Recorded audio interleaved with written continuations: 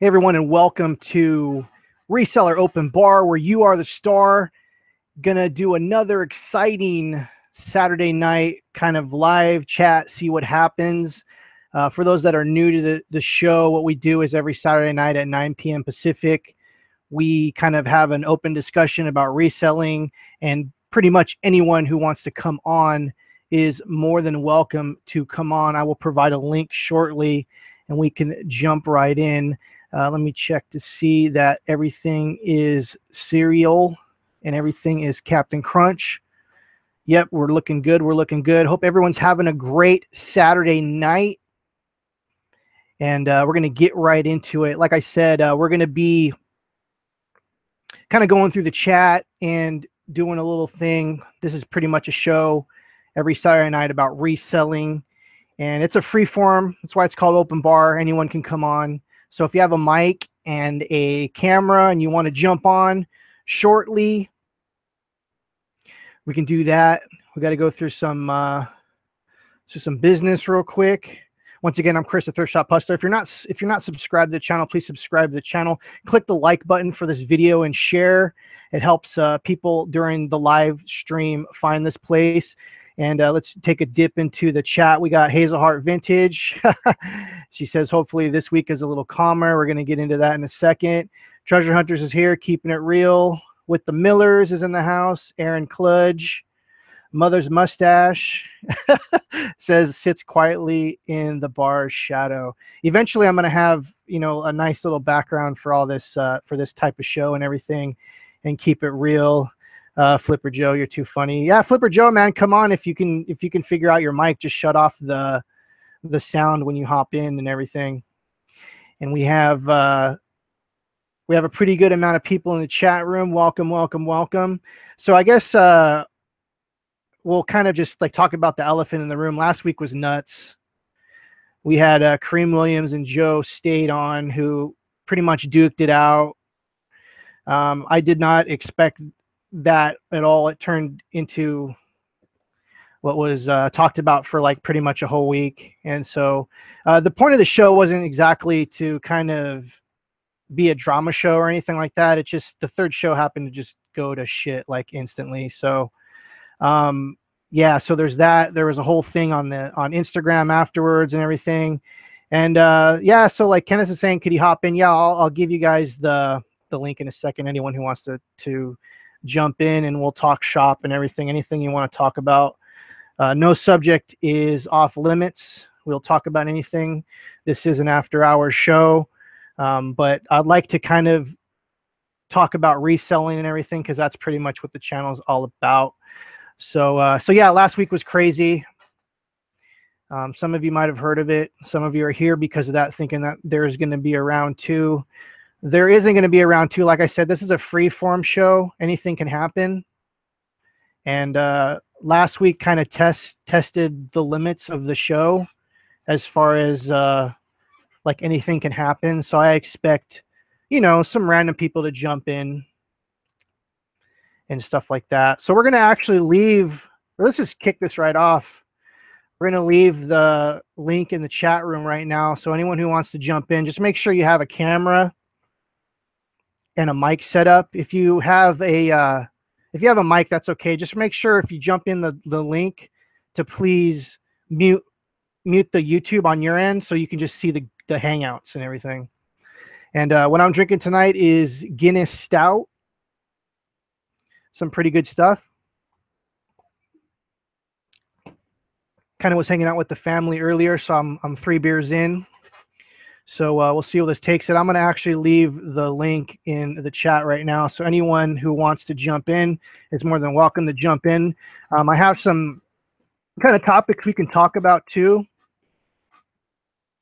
Did a little bit of garage selling today. Not that much. Stopped at a I really didn't have time. It was like soccer.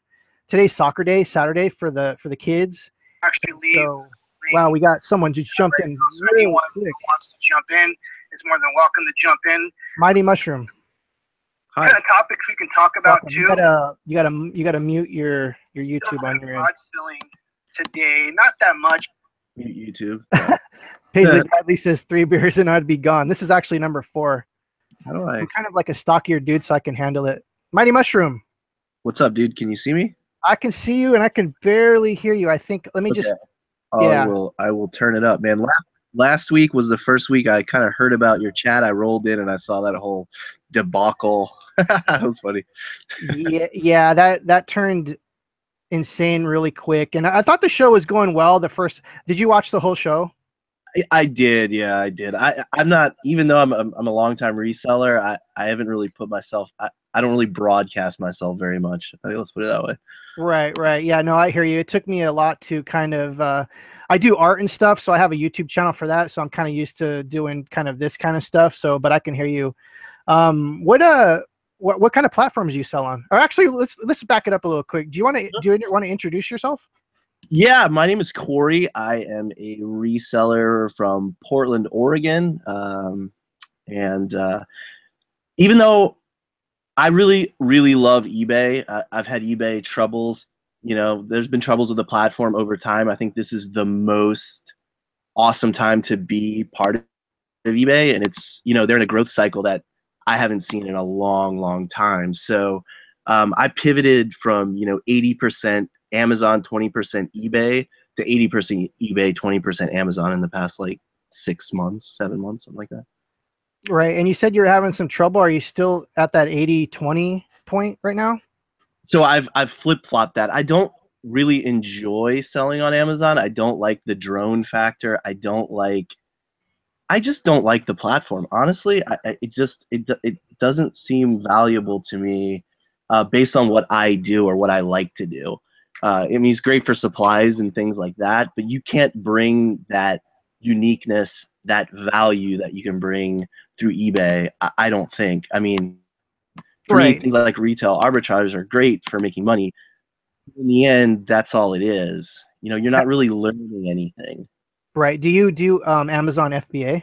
Yeah, so I'd say like of that 20% of my business that's FBA, that's Amazon, I would say 85 to 90% is FBA, and the other. Yeah, FBA is an amazing platform, and as a matter of fact, I think I joined FBA maybe a year and a half ago. Have you been watching like YouTube reselling videos for the last like 2 or 3 years? Absolutely. Okay, so like, do you remember like the FBA hype that was like maybe like 8 or 10 months ago, where everyone was talking about FBA and it's the greatest thing since sliced bread and everything? Yeah. So like I got caught up in all that, and that was the first time I actually heard of Amazon FBA, and I went all in, and I was sending in. I wasn't one of the people that like send in like completely junk and thought like, oh, this is gonna sell. I did my research and I did sell. I did put in stuff, but there's things now that I learned, that I wouldn't send now. Did you get caught up in that kind of thing, or what's your FBA history? So I mean, I've been selling on Amazon for a long time, probably since 2007, though I was doing all merchant fulfilled and really frustrated in the way it was organized and communications with customers. I have 100% positive feedback on eBay throughout my history of the current account I'm selling on, and that account is 7 years old, my main account. And I have 100% positive feedback throughout all of time, and I really like to be able to manage customer expectations and bring value to my customers. And with Amazon, you're just kind of like there, Right. and it's like even from the beginning, I kind of felt that way, and I felt that way. I don't know where I went off on a tangent there. It's probably the beer. Where were we? No. It's okay. We're talking about FBA, and actually, you bring up a good point. We're going to actually dive a little deeper on that. You said something like you couldn't control the quality that was coming out for the customer, and I'm going to tell you my little story is Are you familiar with Amiibo? It's like a Nintendo little toy that they sell at Toys R Us. Absolutely. Okay, so I was selling a bunch of that with FBA because I had a whole collection. I used to do customs, and so I had a whole stock of them. Well, anyways, I sent them all in, and I would actually buy figures from Amazon, and they would literally come in this huge box, no bubble, bouncing around inside the thing. And so to me, I thought like, you know, this is insane. I'm surprised I don't got a bunch of negative feedback, because a lot of these collectors, they love pristine collector item things. And like, so, but I'm just saying, I totally hear what you're saying. As a matter of fact, what I did, and I don't know if a lot of, I guess this is the OCD in me, and I'm glad you actually got your camera up now, dude. Right on. But so I definitely had like a OCD thing where I would literally, anything that was collectible, I would put in its own box, and then I would put the label on that box, and then I would ship it all like that. So like, you know, they would have a box inside a box when they got it. And that seemed to have been the trick. But it's, you know, I guess as sellers, we shouldn't really have to be doing, you know, that kind of thing. I've gotten negative feedback on Amazon that they will not remove. And somebody basically, there was one in particular that I remember, you know, I used to send in VCRs, boxed VCRs and boxed DVRs and that kind of thing. And people would get them and send me a picture, and it would look like somebody, it looked like a scene out of Office Space, you know, like just destroyed. Right. And, you know, and you could do very little, and a lot of the times they would just ignore your reimbursement claims in the beginning, and then they got better about it. And now they seem to be okay with reimbursements, but you have to remember, like, if you have limited capital and you send something in and it gets destroyed, it's got to come back to Amazon, then it's got to come back to you. Right. Then you figure out what's going on, and you have to follow their silly little procedure of making it happen. So I don't know. That's crazy. Well, we have another Patreon here. We have Death Piles in the house. Death Piles, can we hear you? Death Piles. I don't know. Can you hear me? Yes, we can hear you. How are you doing tonight? Doing well, man. Cool. Do you want to give a brief profile about yourself? Sure. Yeah. Selling on eBay, Amazon.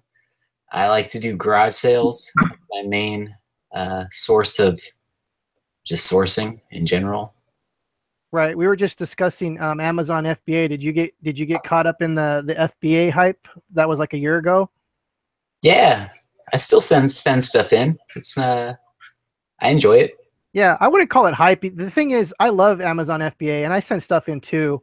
And the thing is, in the early days of FBA, it was pretty much the Wild West, where you can literally send in like anything you want, no problem. And then they started to like incrementally put these like restrictions on different things, and it almost become like, you know, your hands are tied. Death Piles, have you had any interesting Amazon FBA stories you want to tell?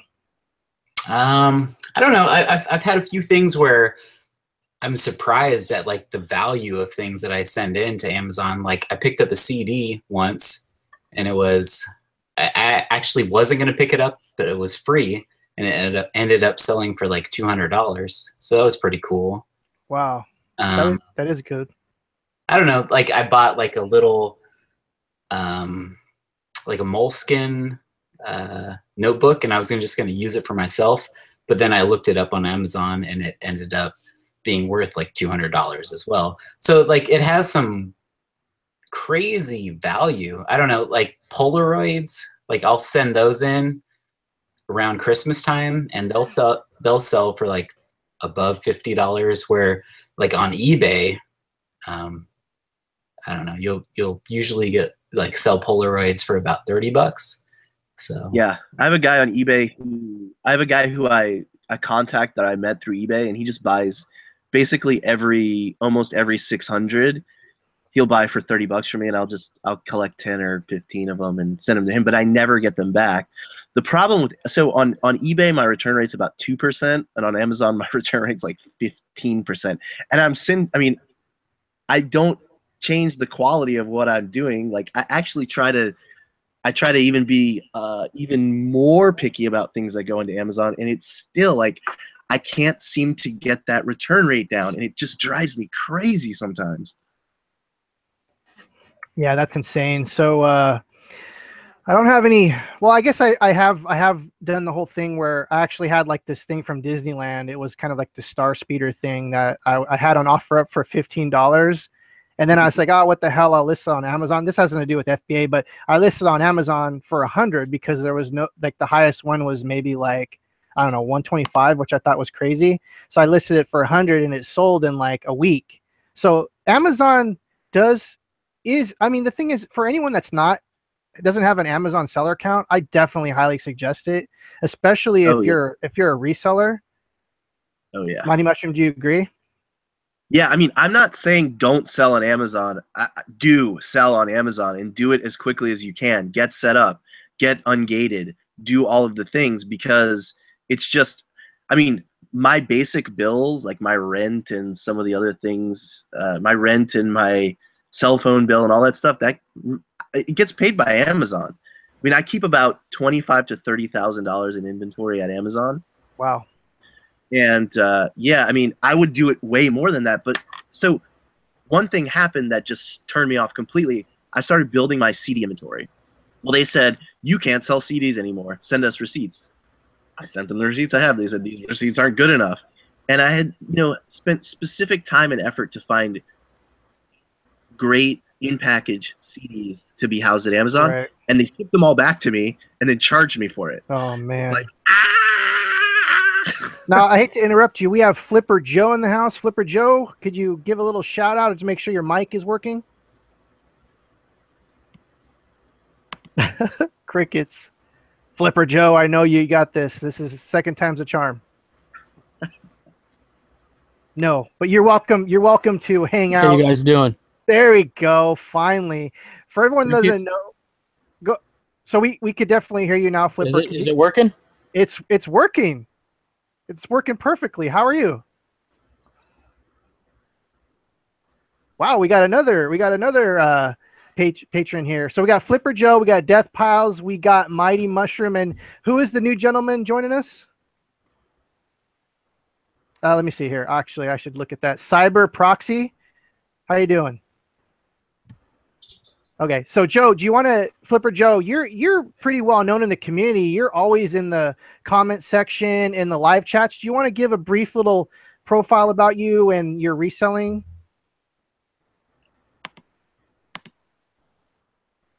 Flipper Joe. Okay, so let's talk about FBA. Yeah, pretty much almost our stories are both the same, Chris.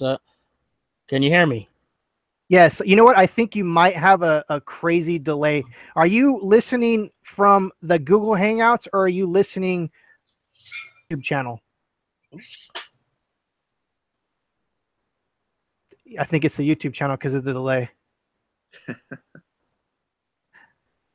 Like I work in post-production, so I have to figure out on your YouTube channel. Yeah. Listen to the audio that's coming through the Google Hangouts instead of the YouTube channel. I don't know if that makes sense. Yeah, there's a delay. Hey, Death. Oh, there he goes. I knew he did it last week, man. We're going to get him next time. We're going to get it next week. Flipper Joe's going to get it all situated. Death Piles, I gotta admit, like, that is the coolest name. And I always wanted, I joked with 19th Vintage, who's in the chat, that we should start a punk band called Death Piles. And it's funny that, like, your name is that. So I just thought that was hilarious. Yeah, totally. I mean, that's kind of like what I was thinking when I picked the name. That it would be a great punk band for sure. Yeah.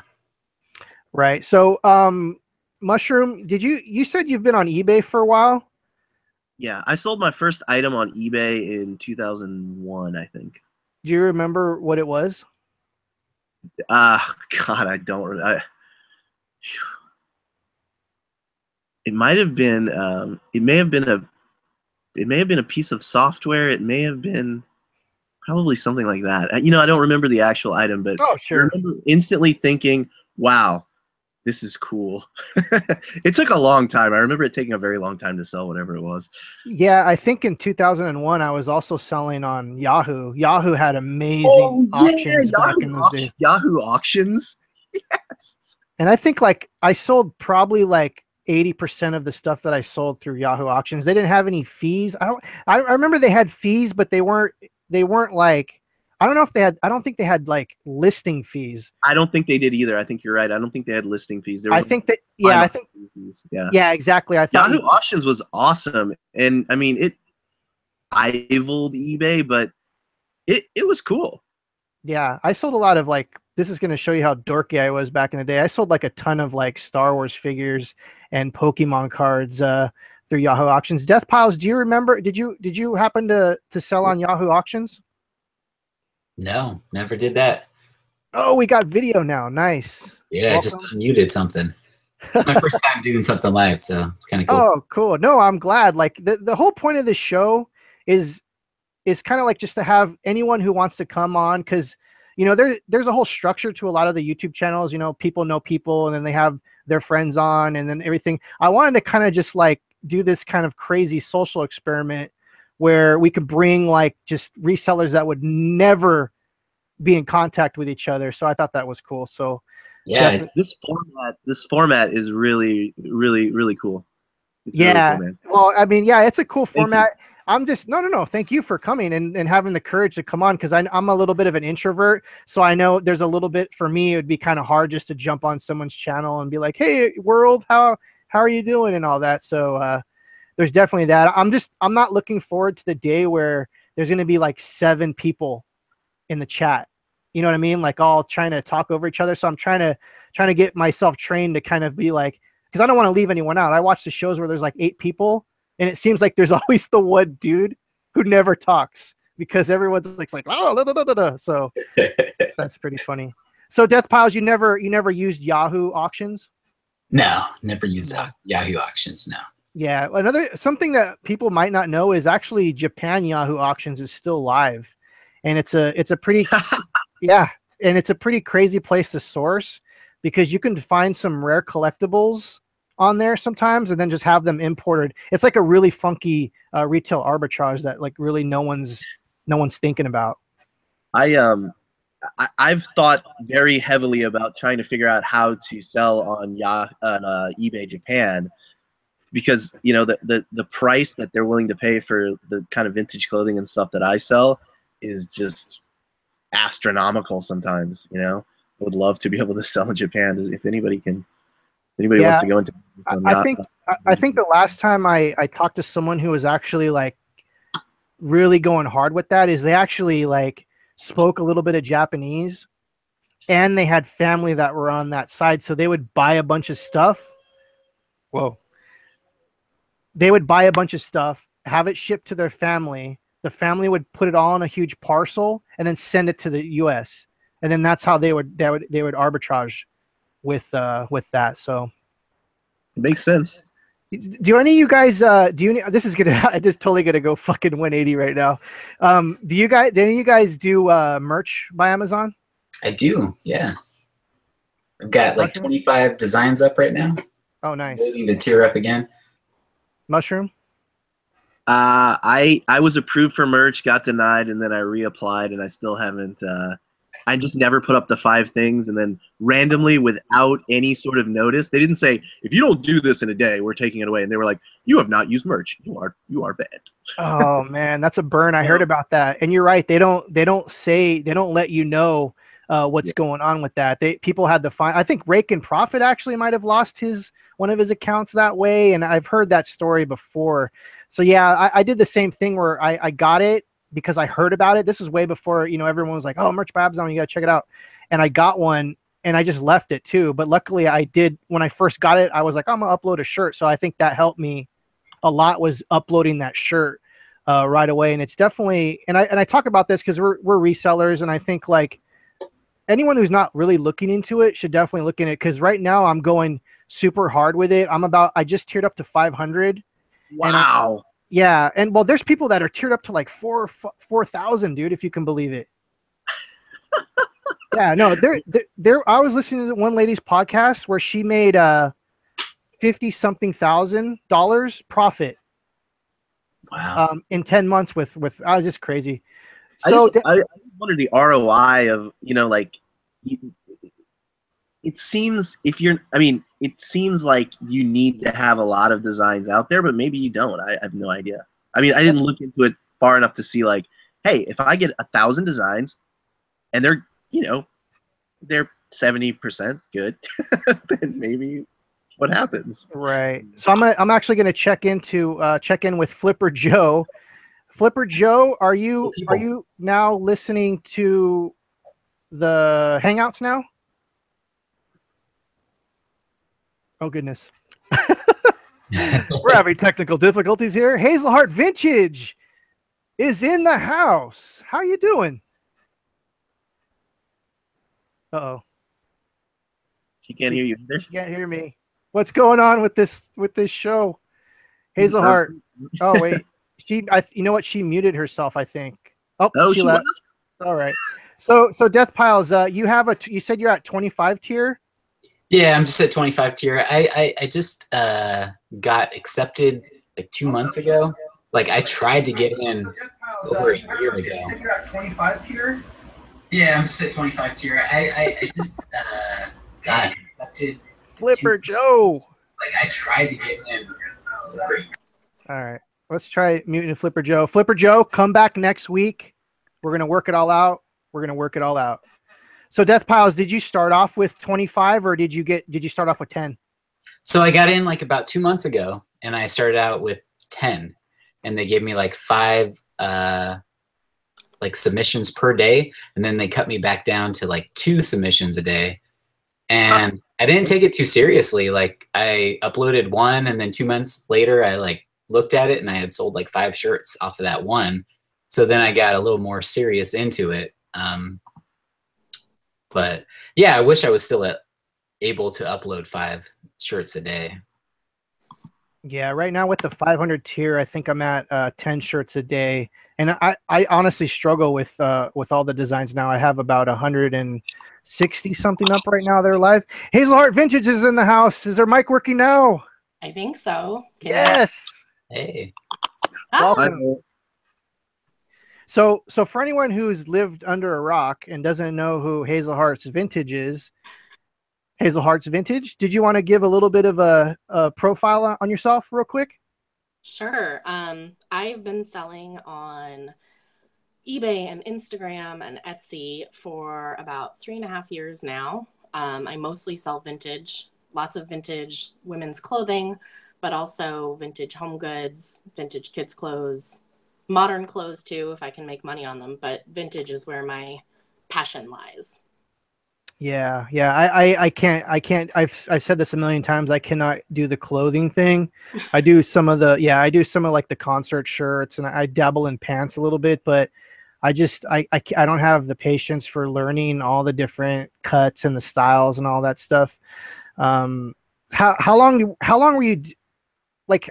What was your knowledge base basically learning all the stuff that you need to learn to list to do fairly well? Like, how did that all work? Was it I grew up, my dad always collected antiques and he was really into the mid-century modern 1950s, 1960s style. So I grew up around that. Like my whole house was just full of like Eames furniture and Stickley furniture. And so I was into it because I grew up with it. And I think with vintage, you kind of have to have a passion for it. And if you don't, it's really hard to get into it enough to resell it.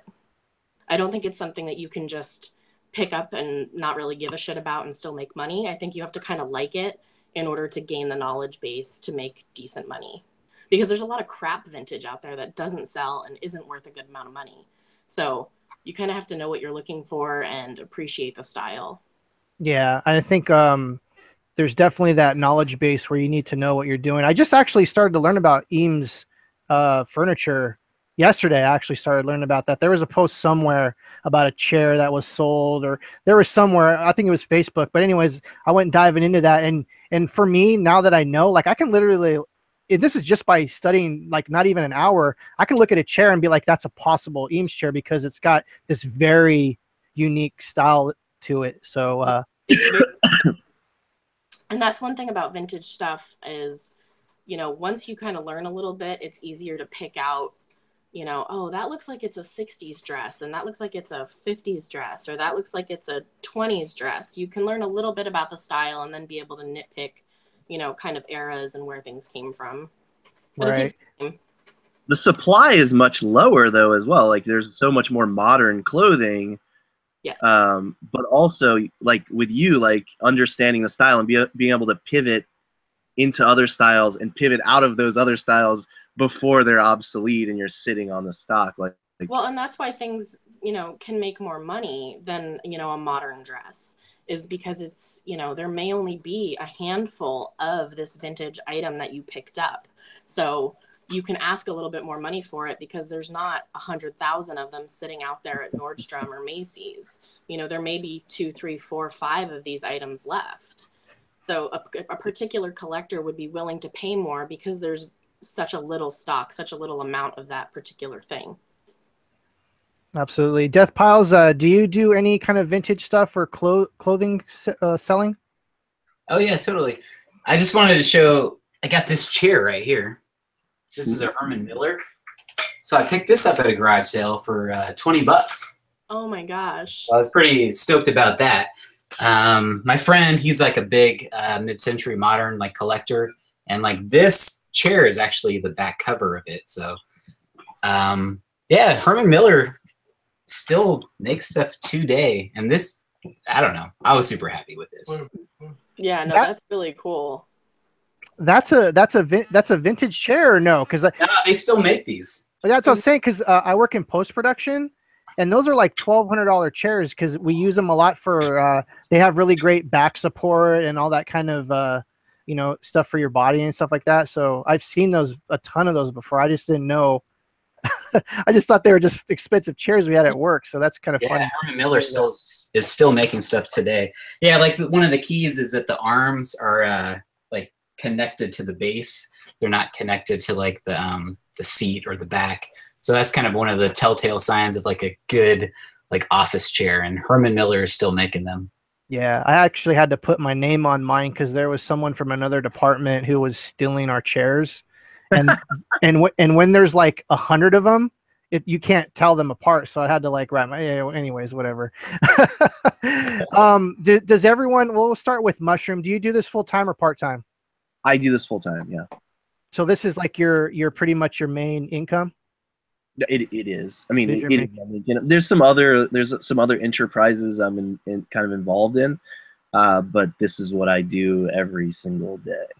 Roger that. Hazelheart?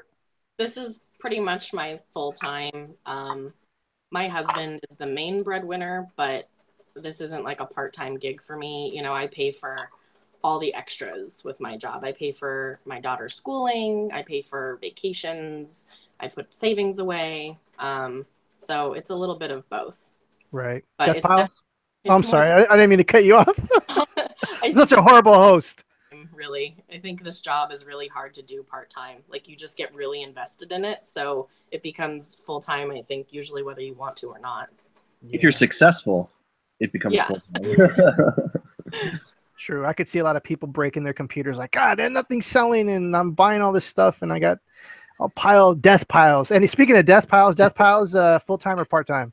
Yeah, full-time. Yeah, Full-time. I've been doing this for about a year now, so I feel like I've been on vacation for about a year. Can I ask you a question, Death Piles? Where are you, and what percentage of your inventory would you say is in like clothing? I have a huge death pile of clothing. So my inventory of clothing is about 5%, 10%, but I have a lot to list. Yeah. Got it. Which city are you in? I'm in California. I'm down. Oh, not city, whatever state. Yeah, I just was curious the region. Whatever. You want to know your actual address. I want to come to your house and what's your zip code? That's great. No, I'm in California too. I'm just outside of Los Angeles. So let's talk about we'll kind of go a little bit 180 here. Sourcing Mushroom. Where do you usually source, and where do usually your bread and butter stuff found? 70% of my inventory comes from estate sales. And the other 30% comes actually mostly from Goodwills, actually, retail Goodwill. I do some stuff for the bins if I pass it by, but the bins isn't my forte. But yeah, so I mean, 70% I would say is estate sales. Gotcha. Hazelheart? Where's your main sourcing location? I do mainly like the mainline Goodwill, mainline Value Village. I hate the bins. Don't do the bins. Not my thing. Don't like to stick my hands in piles of clothes that might be gross, which the bins by me are not so hot. The ones up in Seattle proper are pretty decent, but I don't like driving up there that much. I do like estate sales, but they are becoming more and more expensive lately. So Gotcha. And we have Nicole State in the house. She is landing on the landing pad. Welcome. Hey guys, I felt sad. Kayla was here. I wanted to hang out too. Hi there. You're here. Kayla's like my real life eBay BFF. Yeah, I've noticed that you two are two peas in a pod for sure. wonderful. We like take vacations together, and that's all like thanks to eBay. It's weird. It's awesome.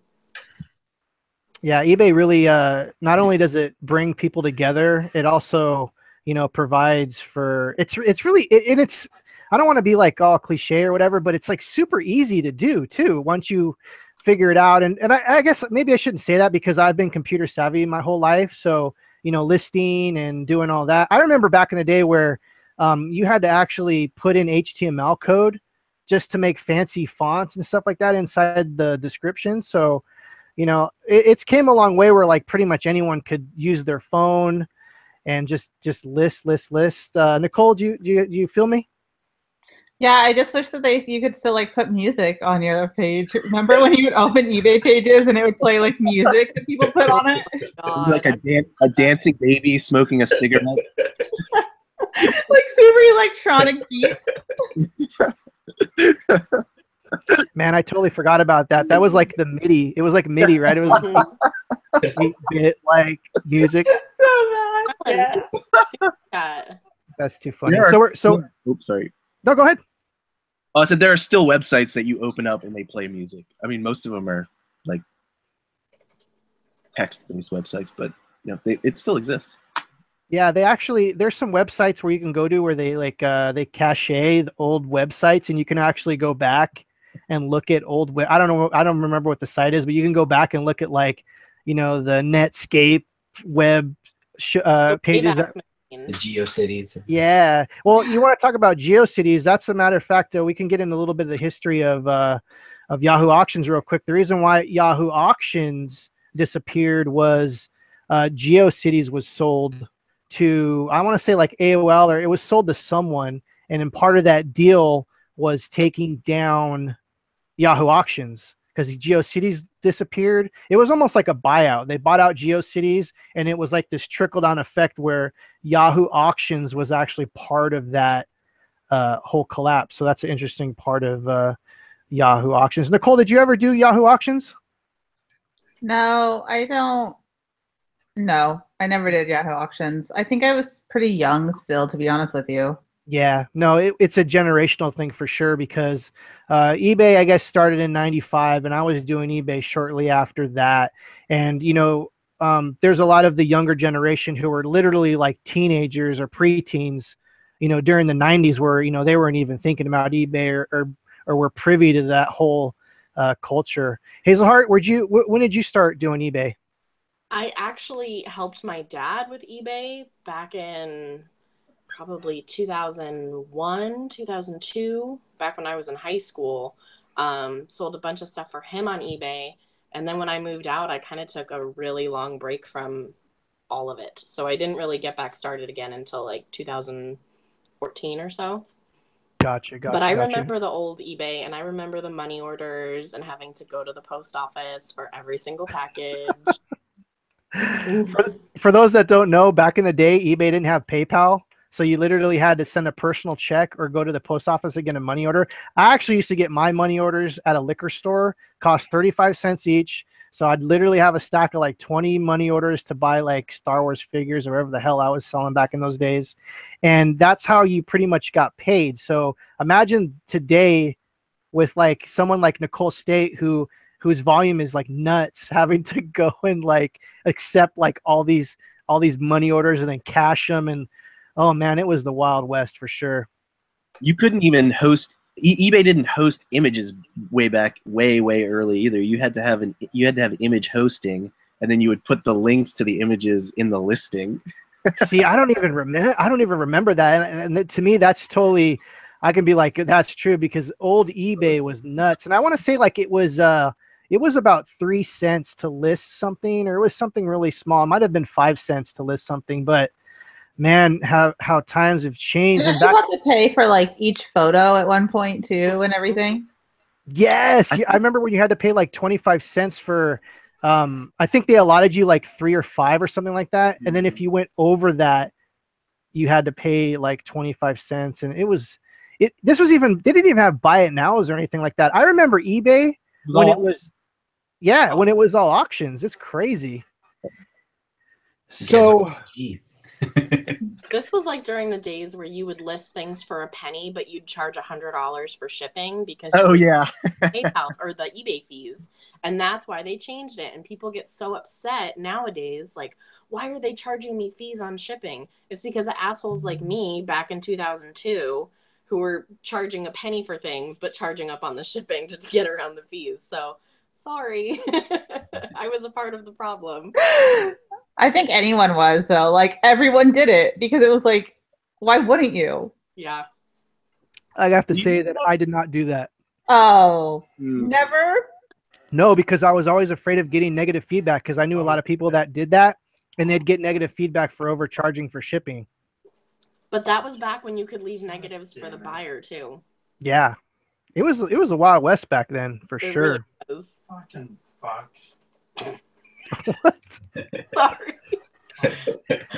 It's open bar, anything goes. My husband. So anyways, video games back I hate to cut this show short. Wow, it's like the seashells by the seashore. Where could we find Death Piles? Are you on YouTube, or do you have a social media presence or anything you want to promote? Yeah, I'm on YouTube as Death Piles. So do you have videos and stuff like that? Yeah, I'm just getting into it. I have like 6 videos. Okay. Yeah. What we're going to do is we'll leave a link down below, if that's okay with everyone in the chat here, if that's okay. Sure.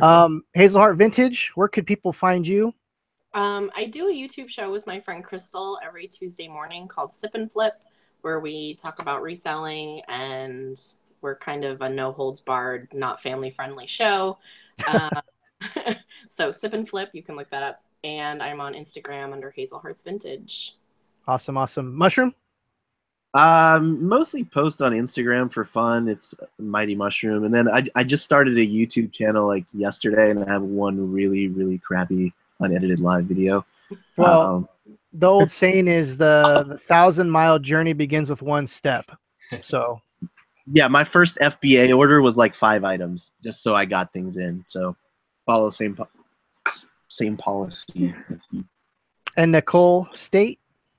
I'm kind of all over the place. You can find me, State's Place. And my first YouTube video was filmed the wrong way, and it was literally just me like babbling for like an hour. So no one should ever feel bad about their first video. No, it's always a trial by error. And I'm never going to take it down because it makes me laugh super hard. But I do want to say that I've just finished editing a video that I'm super excited about. I am trying to do a series of videos where I'm buying things from eBay. So like a retail arbitrage through eBay. No, just like for fun. So I went on Instagram and I used the hashtag for sell on eBay, and I just bought the first 5 things that were on the hashtag, basically. Oh wow! So it's completely random and everything. Yeah, and so I just bought the things, and then I just kind of like reviewed my experience, and it's just like a different side. Like, we're all sellers, but like, what is the buyer experiencing on eBay? You know? Right. Are you going to do like the whole unboxing and your whole experience and kind of vlog that? Is that where you're going with that? Yeah, and I did that. So that will be up in a couple hours, and then I'm just going to give away everything as I buy it. Like, oh, cool. Yeah, I think it'll be fun. I think it'll be like a different side, you know, like we all see the selling part, but now it's like, well, this is what I got as a buyer, you know, that experience as well. Right. And what we'll do is anyone who's watching this on the back end, I'm going to put a card right here or right here. It's going to pop up somewhere of that video of Nicole's. And I can't wait to see that. I love doing experimenting with YouTube because for me, I'm trying to do YouTube as kind of like a monetary thing too. I enjoy doing videos and everything, don't get me wrong, but I also have that competitive nature in me where I want to try to, like, you know, make a little money off these videos and try to, you know, do the most efficient things possible. So, you know, there's definitely that. So I want to thank everyone who came in to Open Bar tonight. I really appreciate it. And if you enjoyed this video, please click the like button. I'm going to leave links to everyone's stuff below. And yeah. Thank you. Thanks for letting us hang out with you. All right, guys, take care.